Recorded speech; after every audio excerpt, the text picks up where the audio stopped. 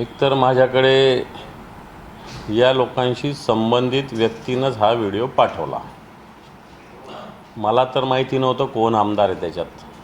आता तुम्ही नाव सांगितलेलं आहे, त्यांच्यासारखा दिसतो मला तो. आणि मी तर म्हणेल समोर जो कोण व्यक्ती आहे तो पण कोण आहे तपासला पाहिजे.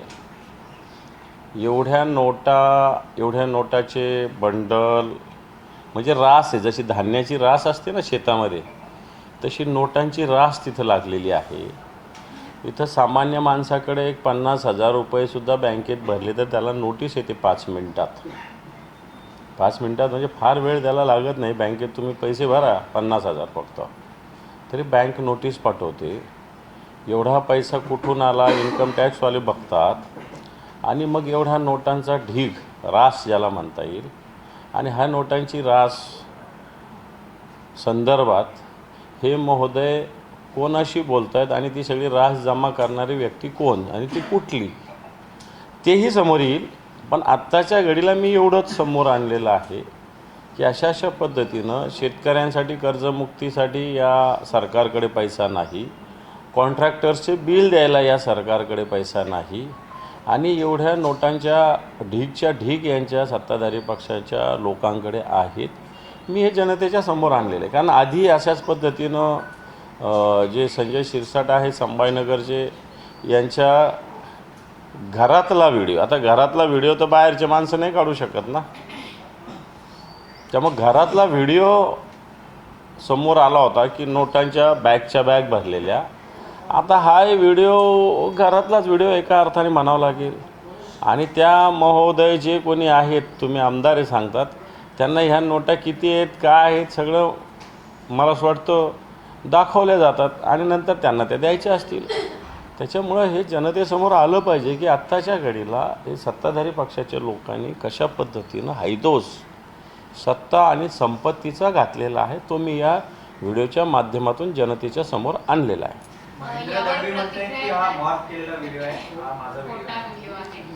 मला असं वाटतं याला पोलिसांना आपण सांगितलं तर त्यांनी सांगावं, मग पोलिसांकडे जावं आणि पोलिसांना याची चौकशी करायला सांगावी असं मला वाटतं. जर पोलीस माझ्याकडे आले तर मी सगळ्या गोष्टी डिटेल त्यांना सांगेल. मग महेंद्र दळवींनी जर मॉप केलेला व्हिडिओ असेल त्याची पोलिसात तक्रार करावी आणि पोलिसांनी निष्पृहपणे याचा तपास करावा. आणि जर माझ्याकडे चौकशीला पोलीस आले तर मी त्यांना या संदर्भात व्यवस्थित उत्तर देईल. या व्हिडिओचा काही अंश जरी सत्यता आढळली तरी मी आमदारकीचा राजीनामा देईन असं ते म्हणत आहे. हे पण मी कोणाला आमदारकीचा राजीनामा देण्यासाठी किंवा त्यांच्यावर आरोप करण्यासाठी हा व्हिडिओ पोस्ट केलेला नाही.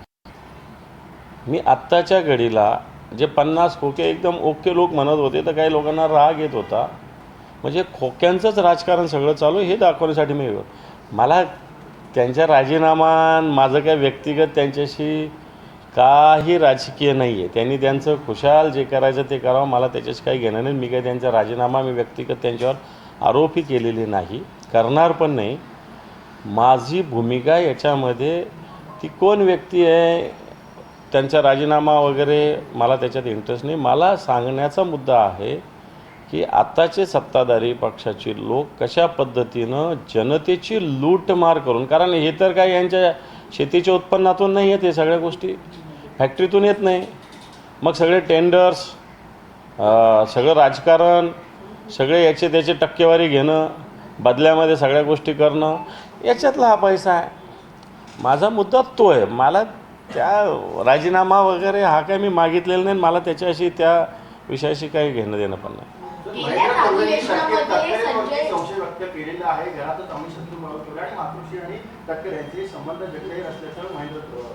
हा व्हिडिओ तटकरेंच्या माध्यमातून तुमच्यापर्यंत पोहोचला असा आरोप तर सगळ्या नेत्यांचा दिसतो. तटकरेजण माझा तसा मागच्या वर्षभरात कधी बोलणं नाही. एखाद्या लग्न कार्यात कुठेतरी भेट झाली असेल आणि माझ्या मोबाईलवर तटकरेंचा ह्या वर्षभरात तरी कधी फोन बोलणं, आधी ज्यावेळेस आम्ही एकत्र होतो त्यावेळेस बोलणं होत असेल, पण आत्ता तरी तटकरेंशी माझं बोलणं नाही. व्हिडिओ माझ्याकडे काही कोणाकडून मी काय तो सोर्स सांगण्याची आवश्यकता नाही. पण मला असं वाटतं जी गोष्ट आहे तिचा खुलासा करावा. तटकरेंकडून आला राजीनामा देणं हे सोडून द्या ना तुम्ही. तुमचं आहे का नाही तेवढं सांगा.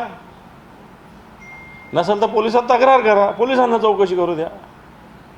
गेल्या अधिवेशनात संजय शिरसाट यांचा देखील व्हिडिओ असाच व्हायरल झाला होता, मात्र त्यांच्यावर कुठल्याही प्रकारची कारवाई केली गेली नाही. आता तुम्ही महेंद्र दळवी यांचा व्हिडिओ पोस्ट केलाय, त्यांच्यावर कारवाईची अपेक्षा करताय का तुम्ही? म्हणताय राजीनामा नाही पण निदान कारवाई.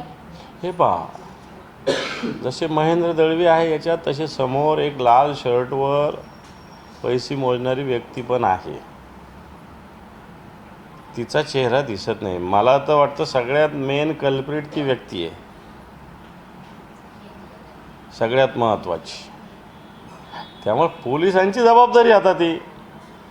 पोलिसांना या सगळ्या गोष्टी सहज कळू शकतात जर ठरवलं त्यांनी शोधायचं तर. आणि मग पैसे कुठून आले, काय आले, किती आले हे पोलीस तपासू शकतात. आणि अधिवेशन ठीक आहे, अधिवेशन आहे, अधिवेशनात विषय होईल. संजय शिरसाटांचा त्याच व्हिडिओ मान्य संजय राऊत साहेबांनी केला होता. खरं तर आता असे व्हिडिओ तर घरातले आहे ना. संजय शिरसाटांच्या तर बेडरूममधला व्हिडिओ तो, तिथं तर राऊत साहेब नव्हते केलं ना. कोणी त्यांच्याच शुभचिंतकाने तो दिला असेल. त्यांच्या पक्षातला असू शकतो, त्यांच्या घरातला असू शकतो. कारण बेडरूममध्ये काय माणूस कोणत्याही व्यक्तीला थोडी येऊ देतो, फार जवळचा क्लोज आहे त्यालाच येऊ देतो.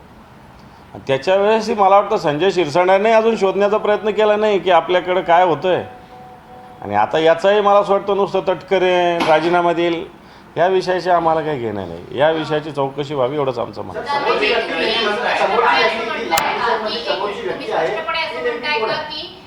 समोरच्या व्यक्तीचा तर शोध घ्यायला हवा, मात्र व्हिडिओमध्ये जे दिसताय तुम्ही अंबादास दानवे असं म्हणताय की बाबा ते महेंद्र दळवींसारखे दिसतात, तुम्ही स्पष्ट नाव घेताय का त्यांचं? महेंद्र दळवीच दिसत आहेत ना, ते महेंद्र दळवीच दिसत आहेत. आणि समोरचाही जो व्यक्ती आहे तोही तपासावा पोलिसांनी.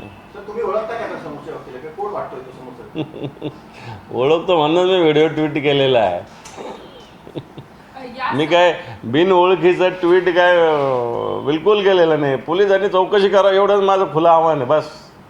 तुम्ही त्या समोरच्या व्यक्तीचं स्पष्टपणे नाव का घेत नाही? आणि समोरचा व्यक्ती हा त्याहीपेक्षा मोठा आरोपी असू शकतो का? एवढा नोटा असणारा माणूस त्याहीपेक्षा मोठाच असेल, येईल समोर. तुम्ही त्यांचं नाव का घेत नाही? समोरच्या व्यक्तीचं नाव का नाही?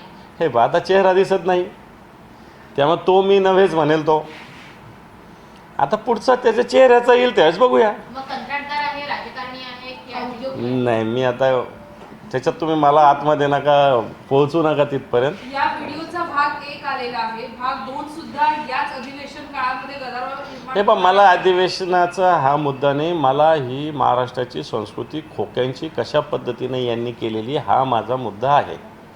याच्यातला अधिवेशनात काय होतं, सरकार काय घोषणा करतं, आम्ही काय प्रश्न विचारतो हे मला सगळं माहिती आहे. त्याच्यातून काय निघतं हेही मला चांगलं माहिती आहे. परंतु या महाराष्ट्रात कशा पद्धतीनं राजकारण चालू आहे, कशा पद्धतीनं खोक्यांचं राजकारण चालू आहे, सत्ताधारी पक्षांच्या लोकांचा उन्माद कसा आहे हे मला या निमित्तानं समोर आणायचं आहे. तुम्हाला सुपारीबाज आणि ब्लॅकमेलर असं म्हटलेलं आहे. आता हे पहा, सगळं समोर आणल्यानंतर एखादं उदाहरण द्यावं. मी हे दिलेलं आहे समोर, त्यांनी माझं एखादं सुपारीचं किंवा ब्लॅकमेलिंगचं एखादं उदाहरण द्यावं.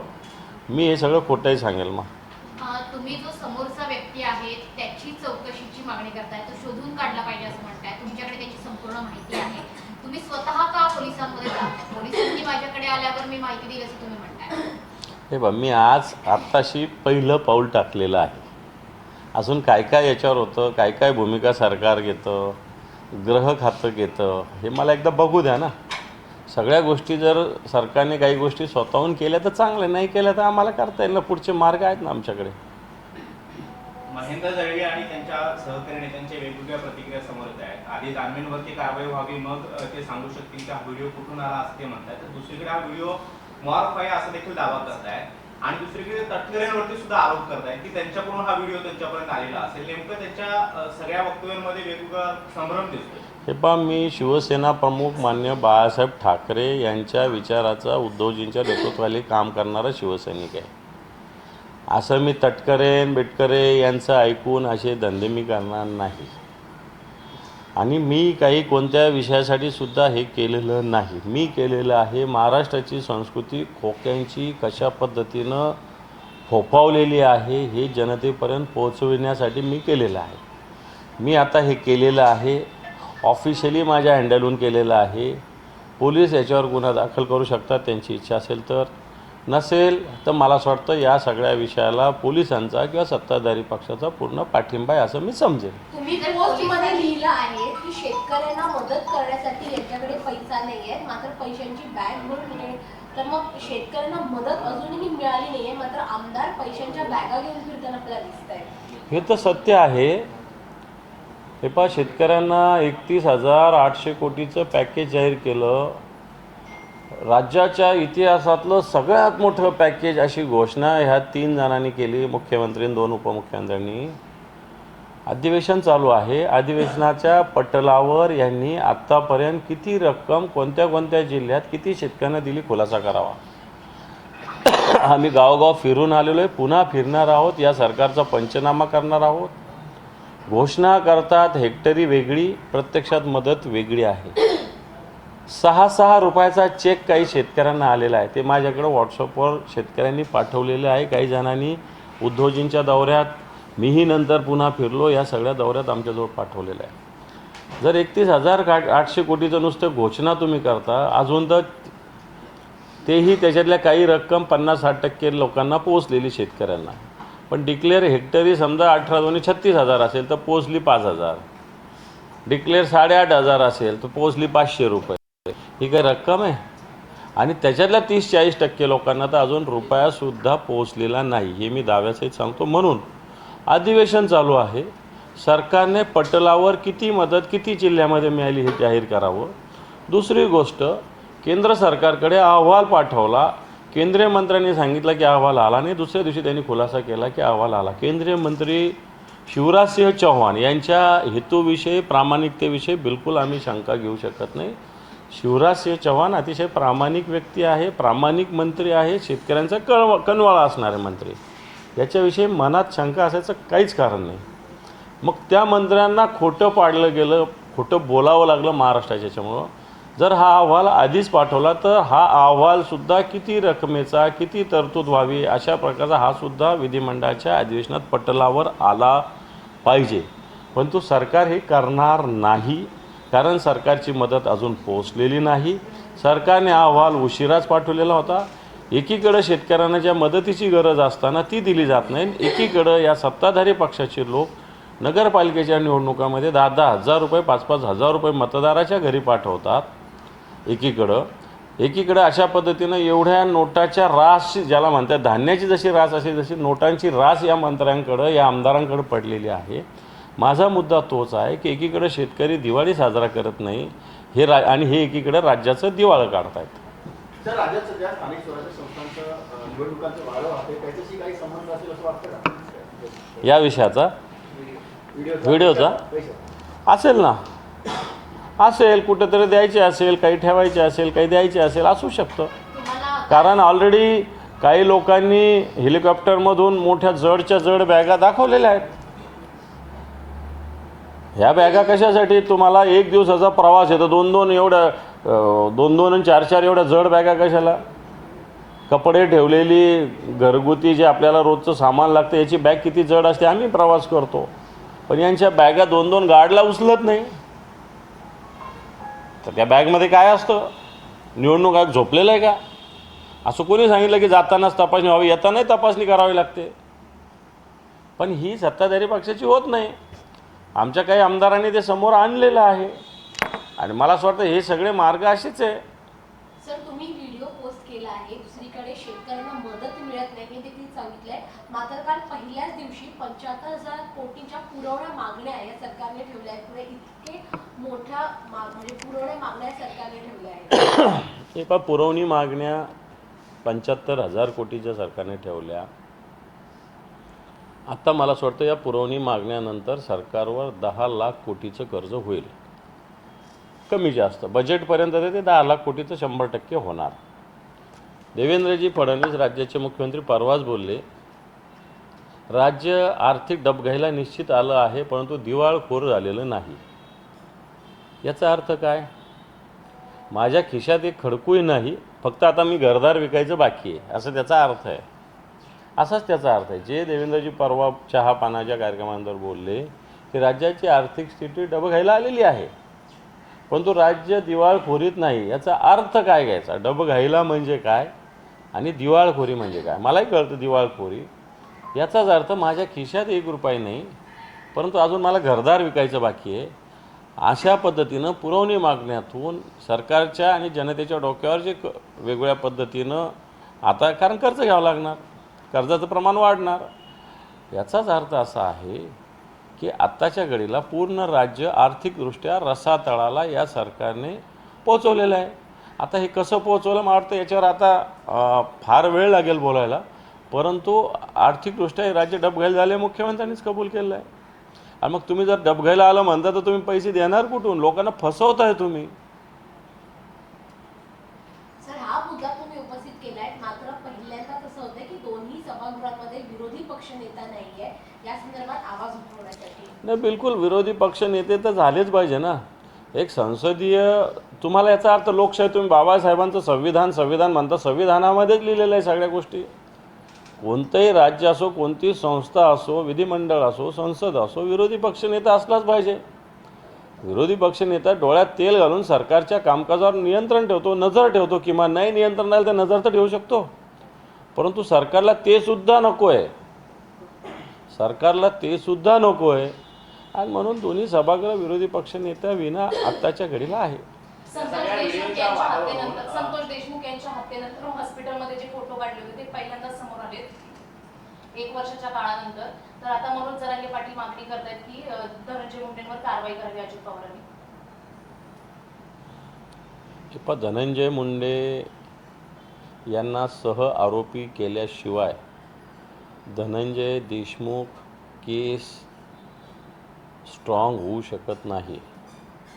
उलट आत्ताच्या घडीला मी कोणाचं नाव नाही घेणार, योग्य होणार नाही, की आत्ताच्या घडीला वाल्मिक कराडला जामीन मिळावा असा प्रयत्न सत्ताधारी पक्षाकडून आणि विशेषतः धनंजय मुंडे यांच्याकडून होत आहे. त्यांनी भर सभेमध्ये वाल्मिक कराडांची आठवण काढून या घटनेला दुजोरासुद्धा दिलेला आहे.